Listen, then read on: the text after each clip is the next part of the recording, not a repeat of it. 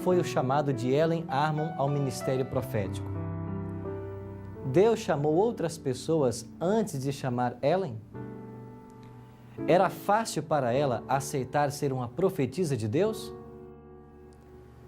Logo depois do período de desapontamento e amargas desilusões do dia 22 de outubro, a saúde de Ellen piorou rapidamente. Uma tuberculose parecia que ia tirar-lhe a vida. Ela quase não falava direito. E nessas condições, ela recebeu um convite para passar alguns dias na casa de uma amiga íntima sua, Elizabeth Hines, ao sul da cidade de Portland. Era dezembro, fazia muito frio. Mesmo assim, Ellen aceitou o convite. Em um dia pela manhã, outras 3 jovens se juntaram a Ellen e Elizabeth para o culto matinal. Enquanto elas oravam no altar da família, Ellen começou a ter a sua primeira visão. Era dezembro de 1844. O tema que nós vamos estudar agora, o chamado de Ellen Armon.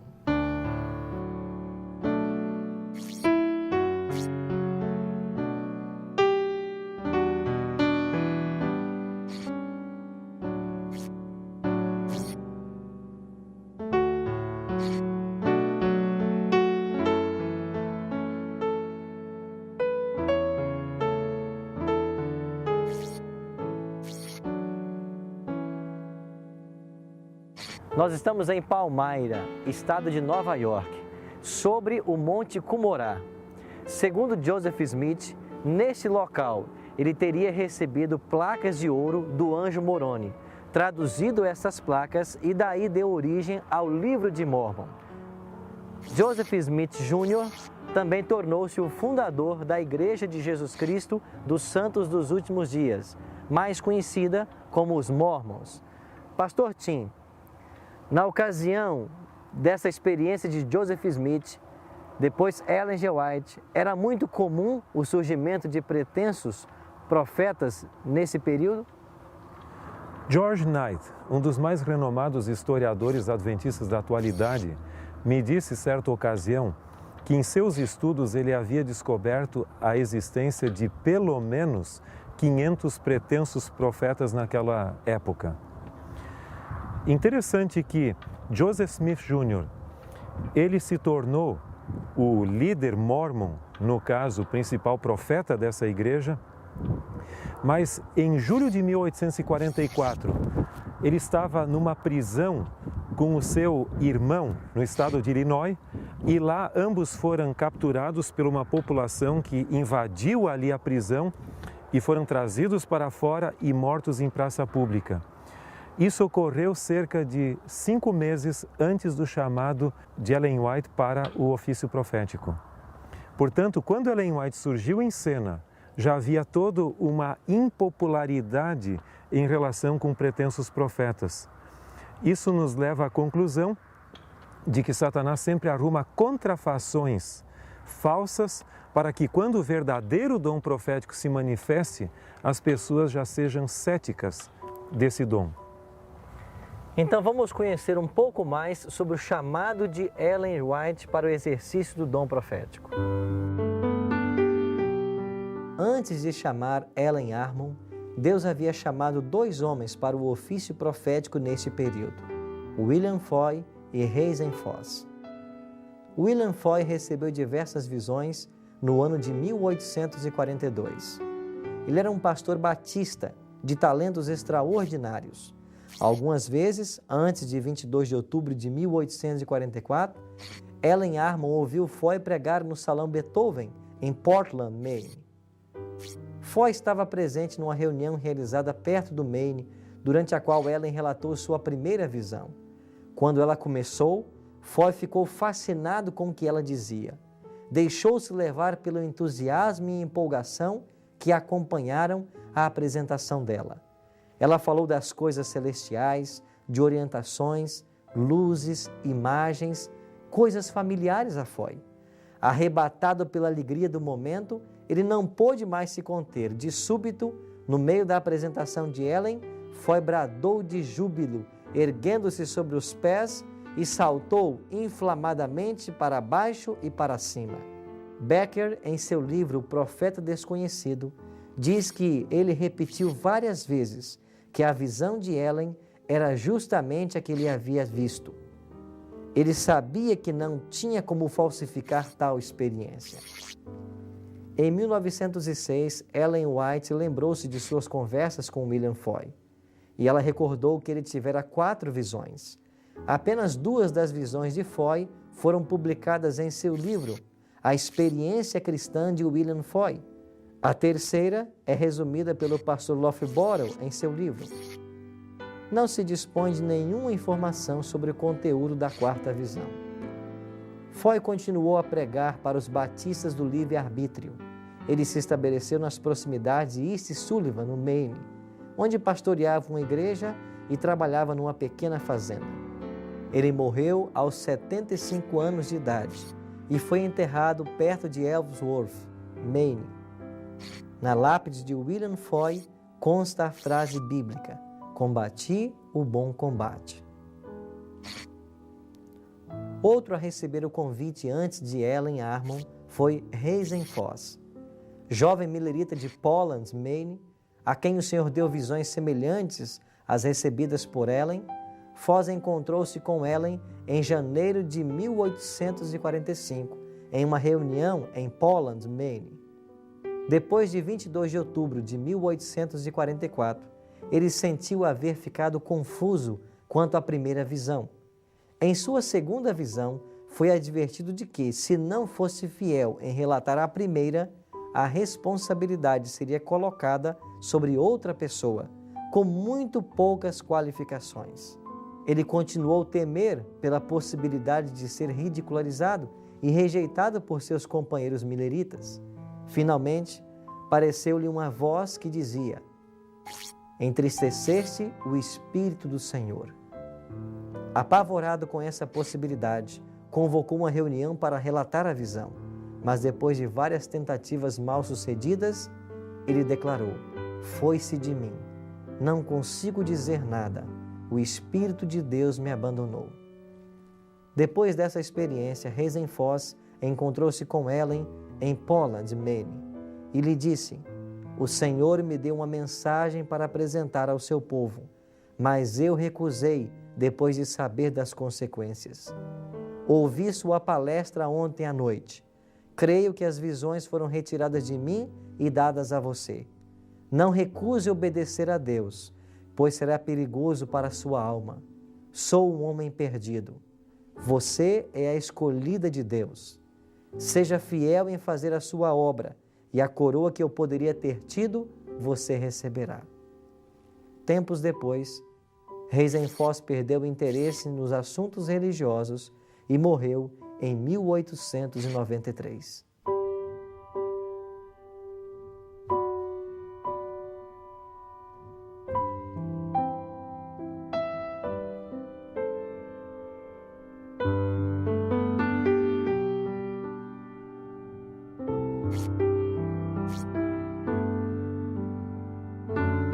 Pastor Tim, que outra evidência nós temos da veracidade do dom profético de Ellen G. White? O próprio local no qual nós estamos aqui em Nova York é muito significativo. Neste lugar estava a antiga casa da família Fox. E no dia 31 de março de 1848 começaram as famosas pancadas misteriosas. Alguma coisa sobrenatural batia nas paredes e as filhas da família respondiam ali com um código de batidas. Em agosto de 1850, a senhora White viu em visão que essas pancadas misteriosas que começaram aqui e foram até Rochester e outros lugares cerca, marcavam o início do espiritismo moderno. Mas devido à pressão popular, posteriormente, essas meninas Fox negaram a validade da experiência, dizendo que era meramente brincadeira que elas haviam feito. E alguns passaram a contestar Ellen White, dizendo que não, que isso aí não fazia sentido o que ela havia dito. Porém, as pessoas se esquecem que, posteriormente, as próprias irmãs Fox reconfirmaram a validade da experiência. Mas como se isso não bastasse, os próprios espíritas modernos reconhecem a este lugar aqui como sendo o início, o lugar de nascimento do espiritismo moderno. Esta placa colocada pelos espíritas diz: lugar de nascimento da religião do espiritualismo moderno, e identifica o início como 1848. E ao lado da casa, nós temos uma outra placa da Sociedade Espírita Mundial, reconhecendo também esse lugar como o lugar de nascimento do espiritismo moderno e confirmando a veracidade da revelação que Ellen White havia recebido em 1850. Sem dúvida, essa é mais uma prova da autenticidade do ministério profético de Ellen White.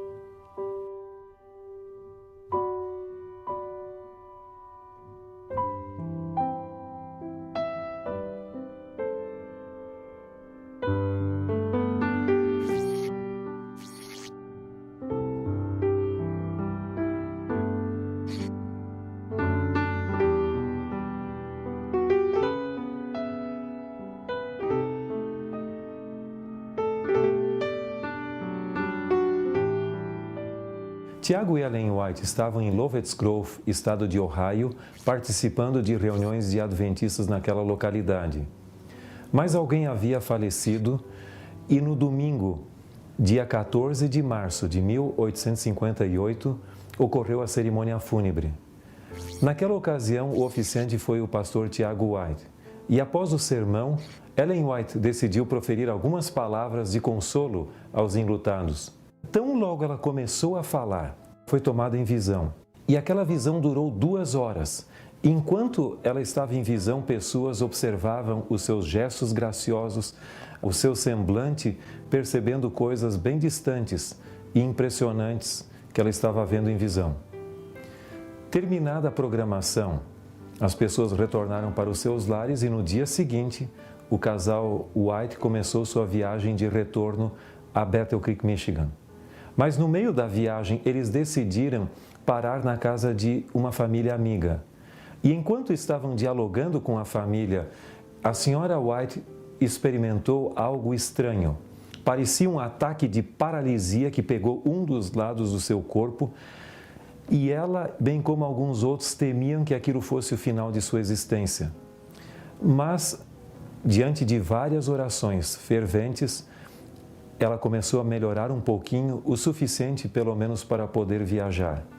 Chegando aqui em Battle Creek, nesta residência, ela começou a escrever o resultado, ou seja, o manuscrito da visão que ela havia tido. E essa visão, ela começou a escrever apenas uma página e ela estava tão debilitada que não conseguia continuar, tinha que descansar alguns dias para recomeçar a escrever outra vez. Mas à medida que o tempo foi passando, ela conseguiu recuperar suas energias e concluiu o relato da visão em junho daquele ano. Após ter sido concluído esse relato, Deus mostrou a ela que aquele ataque que ela tivera fora uma estratégia satânica para tentar tirar-lhe a vida, para que ela não relatasse a visão do grande conflito, a mais importante visão sobre o tema que ela já teve. Em setembro daquele ano, finalmente foi publicado o livro contendo a visão, que é o livro Dons Espirituais, volume 1. O conteúdo desse livro aparece integralmente como a terceira parte do livro Primeiros Escritos de Ellen White em língua portuguesa. Esse foi, portanto, um dos mais importantes relatos de uma visão que Ellen White deu, onde ela demonstra como, ao longo dos séculos, sempre houve uma constante batalha entre Deus e seus anjos e Satanás e seus anjos. E nós, como seres humanos, estamos envolvidos nessa grande batalha pelo destino eterno de cada um de nós. Pastor Tim, ao ouvir histórias como esta, da forma como Deus se comunicava com Ellen G. White através de visões, uma pergunta deve ser levantada. Como nós podemos verificar pela própria palavra de Deus as características de um profeta? A Bíblia nos apresenta as provas para se saber se um profeta é verdadeiro ou falso? Com certeza. Então, um profeta verdadeiro, ele deve receber, no caso, revelações sobrenaturais. Mas revelações sobrenaturais não se limitam apenas a profetas verdadeiros. Falsos podem ter experiências semelhantes. Então, existem outros critérios a mais somados à experiência sobrenatural que devem ser levados em consideração. Por exemplo, em 1 João, capítulo 4, os 2 primeiros versos nos falam ali que uma das evidências de um profeta verdadeiro é que ele deve exaltar a Cristo. Ele não pode substituir a Cristo, mas a sua mensagem e o seu ministério devem sempre exaltar a Cristo. Nós sabemos também que um verdadeiro profeta deve falar sempre em conformidade com a palavra de Deus. Se em algum aspecto o profeta contradiz a Bíblia, é uma evidência suficiente de que ele não é um profeta verdadeiro. Mas, além disso, as suas profecias devem se cumprir. E nós temos alguns textos interessantes na Bíblia. Por exemplo, em Deuteronômio, o capítulo 18, os versos 21 e 22, nos dizem o seguinte: Se disseres no teu coração, como conhecerei a palavra que o Senhor não falou? Sabe que quando esse profeta falar em nome do Senhor e a palavra dele se não cumprir, nem suceder como profetizou, esta é a palavra que o Senhor não disse. Com soberba a falou o tal profeta, não tenhais temor dele. Então aqui nós temos uma evidência bem clara que a palavra de um profeta deve se cumprir. Porém, nós sabemos também que existem profecias condicionais, que podem se cumprir ou podem não se cumprir, mas também existe um critério muito claro para sabermos quando uma profecia é condicional ou quando ela não é. Em Jeremias capítulo 18, os versos 7 a 10 nos dizem: No momento em que eu falar acerca de uma nação ou de um reino para o arrancar, derribar e destruir, se tal nação se converter da maldade contra a qual eu falei, também eu me arrependerei do mal que pensava fazer-lhe.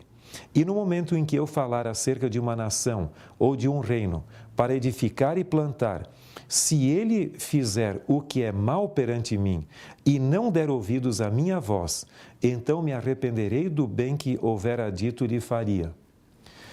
Então, há profecias bíblicas que são preditivas, que realmente o elemento humano não entra diretamente em cena, elas devem se cumprir incondicionalmente. Mas no caso de profecias nas quais o elemento humano está envolvido diretamente e esse elemento humano mudar o seu comportamento, por exemplo, alguém para fazer mal, ele voltar e se converter a Deus, Deus também pode não punir aquela pessoa ou nação. Agora, no caso de alguém que está fazendo bem e apostata, Deus também pode puni-los. Então, esse é um ponto muito importante. Outra coisa interessante é o fruto do trabalho de um profeta. Por exemplo, em Mateus capítulo 7, o verso 20, nos diz: pelos seus frutos os conhecereis. Se o profeta não produz frutos positivos que construam a comunidade, que ajudem a solidificar e manter a unidade, isso é evidência que o profeta é falso. Existem fenômenos físicos que acompanham a vida do profeta, como nós mencionamos no início, mas esses critérios em si não são a prova conclusiva de que o profeta é verdadeiro. Ele pode não respirar, como no caso de Ellen White, espera-se que isso aconteça. Ele deve ver coisas que outras pessoas não veem ao seu redor. Eu creio que as evidências de um verdadeiro profeta está na somatória de todos esses fatores que nós mencionamos. Ele deve ter não uma ou duas ou três características, mas todas elas juntas num só pacote. Isso é evidência de que um profeta é de Deus. E somado a isso, ele deve ter uma mensagem importante a ser colocada para o povo de Deus. Eu tenho conversado com algumas pessoas que pretendem ser profetas, mas em realidade a sua mensagem não soma em nada. O fenômeno em si, a ideia de que eu sou profeta, de que eu tenho experiência sobrenatural, está acima da mensagem. Num verdadeiro profeta, o fenômeno pode chamar a atenção, no caso das pessoas ao redor, de que algo sobrenatural está ocorrendo, mas deve haver uma mensagem específica e necessária para aquele momento. Como podemos ver, Ellen G. White passa por todos os testes que a Bíblia nos oferece para provar e saber se um profeta é verdadeiro ou não. A credibilidade que nós temos em Ellen G. White veio de todas essas provas e testes que foram feitos ao longo de 70 anos do seu ministério. E é por isso que nós temos em Ellen G. White uma profetisa da Igreja moderna. E os seus escritos são conselhos a nos ajudar a preparar para a volta de Jesus. A minha decisão é que, após compreender o chamado de Deus feito a Ellen G. White, a partir de agora, estudarei a Bíblia e também os seus escritos e buscarei sabedoria de Deus para uma vida de dedicação e entrega ao Senhor. Se você quer tomar essa decisão hoje, ore comigo agora.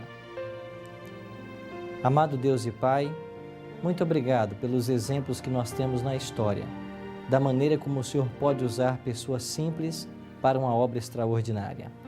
Que nós possamos sentir o desejo também de estar em Tuas santas mãos e ser usados como o Senhor desejar, para que muitas pessoas possam conhecer o Teu Evangelho e ser salvas para o Teu reino.